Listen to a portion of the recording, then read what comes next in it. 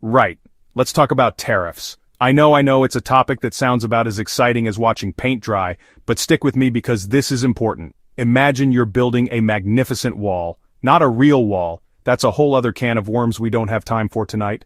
A metaphorical wall of taxes on foreign goods, bricks, mortar, your tiny presidential signature on every single one.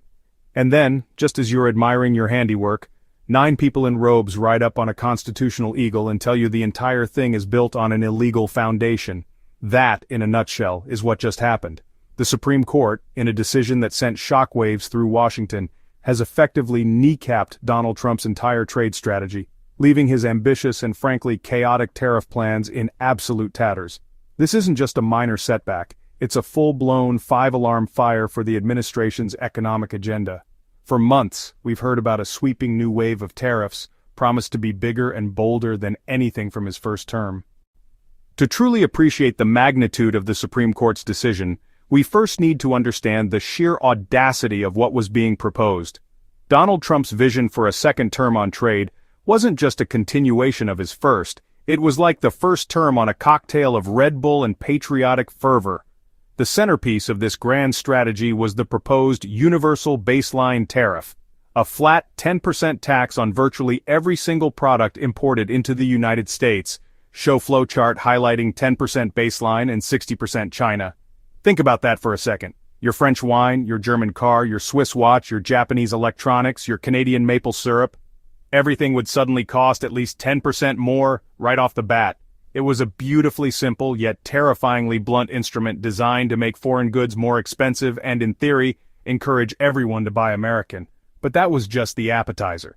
The main course was reserved for China. The idea was to use these tariffs as a sledgehammer.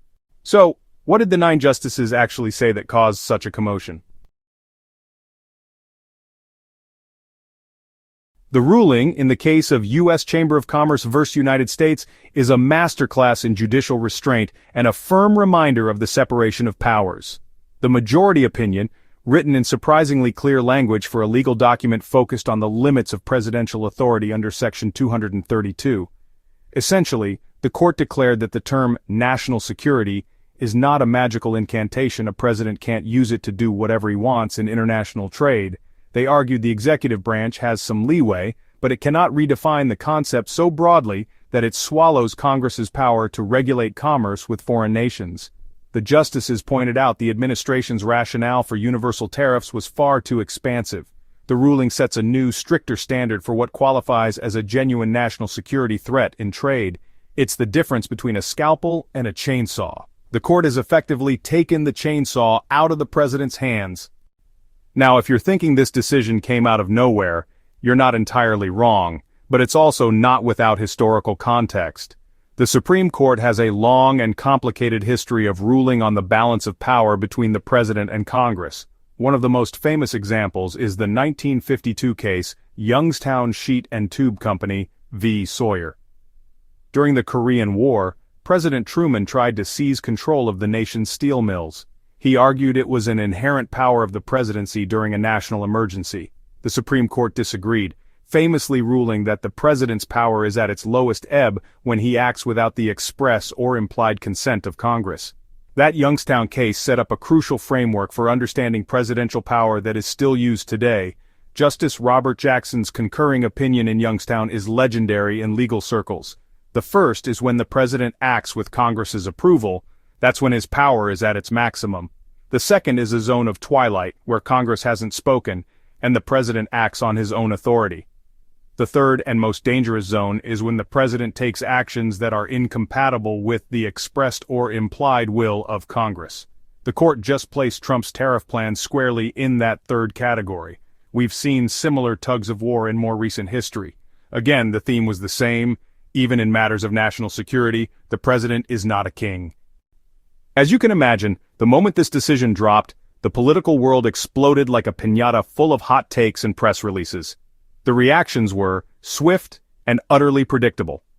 On one side, Democrats, free trade Republicans, celebrating the ruling as a victory for the rule of law and constitutional order. Calling it a landmark day for the separation of powers, business groups and industry associations, gearing up for a brutal economic fight, breathed a collective sigh of relief. The U.S. Chamber of Commerce, the very group that brought the lawsuit, issued a statement praising the court for providing clarity and stability for American businesses. Retailers, farmers, tech companies, automakers chime in, echoing the sentiment. Tariffs create uncertainty, disrupt supply chains, and raise costs for consumers. On the other side of the aisle, the reaction was one of fury and defiance. The president himself took to his favorite social media platform to decry the decision as a disgraceful, political hit job, and allies accused the court of siding with China over American workers. To understand why this is such a big deal, we need to talk about how tariffs actually work, because there's the textbook theory, and then there's messy reality. In simple terms, a tariff is just a tax on imported goods. If you make products from another country, say China, more expensive, then American consumers and businesses will be more likely to buy the American-made equivalent. This, in turn, is supposed to boost domestic manufacturing and create jobs. The first and most immediate effect of a tariff is that someone has to pay the tax. In reality, the cost of the tariff is paid by the American company that imports the goods. That company then has a choice. It can either absorb the extra cost and make less profit, or it can pass the cost on to consumers in the form of higher prices. Then there's the other side of the equation, retaliation. When the U.S. slaps tariffs on another country's products, that country doesn't just sit there and take it. We put tariffs on Chinese steel, and they responded with tariffs on American soybeans, pork, and cars.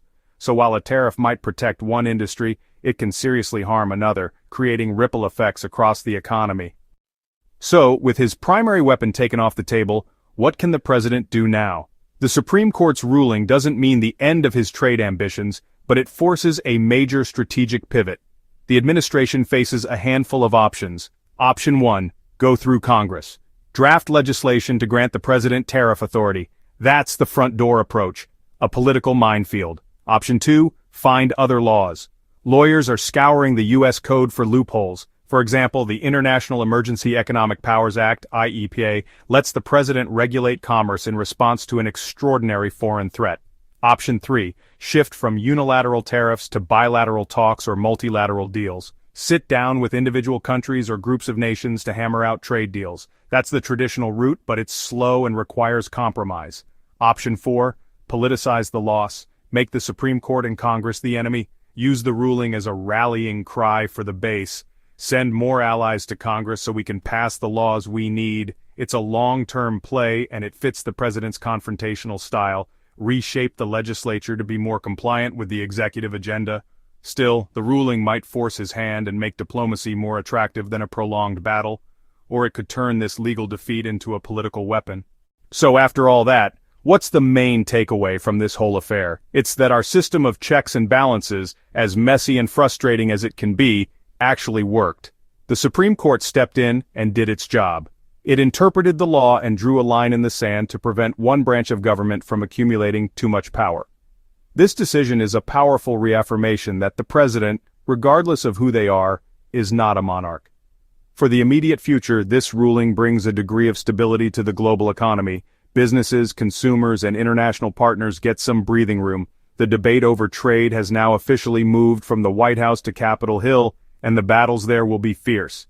This means we should all be watching the legislature very closely. First, how will the administration proceed? Legislation, legal searches, or politics? Second, will Congress reassert authority or remain gridlocked? Ultimately, the court has taken a powerful tool out of the president's hands and placed it back in the deliberative and often dysfunctional hands of Congress. It's a civics lesson, delivered by the highest court in the land. The drama is far from over, but the rules of the game have fundamentally changed, and that, whether you love tariffs or hate them, is a monumental development worth paying attention to.